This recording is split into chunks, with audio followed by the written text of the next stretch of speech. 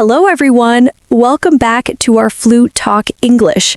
Today, we're talking about a very important topic, how to learn English speaking easily. Yes, this is something many learners want to know. They study grammar, vocabulary, and reading, but when it's time to speak, they feel shy or nervous. Exactly. So today, let's share some simple tips that can help anyone improve their English speaking without stress. Okay, tip number 1, listen more. If you want to speak naturally, you need to listen to English every day.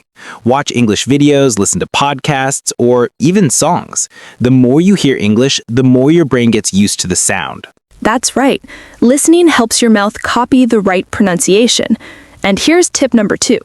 Practice small sentences every day. Don't wait for perfect grammar.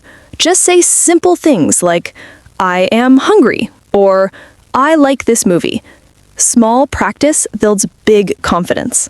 Yes, and don't be afraid of mistakes. Mistakes are part of learning. In fact, every mistake is a step toward better speaking. Good point. Another tip is shadowing.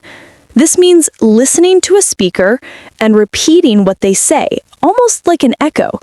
For example, if you watch a short English video, pause it and repeat the sentence. This helps your fluency. I love that technique. And here's another one. Think in English. Many learners always translate from their own language, but that makes speaking slow. Try to think of small things in English, like I need water, or today is hot. Yes, thinking in English helps you speak faster and more naturally. And finally, tip number 5, find a speaking partner.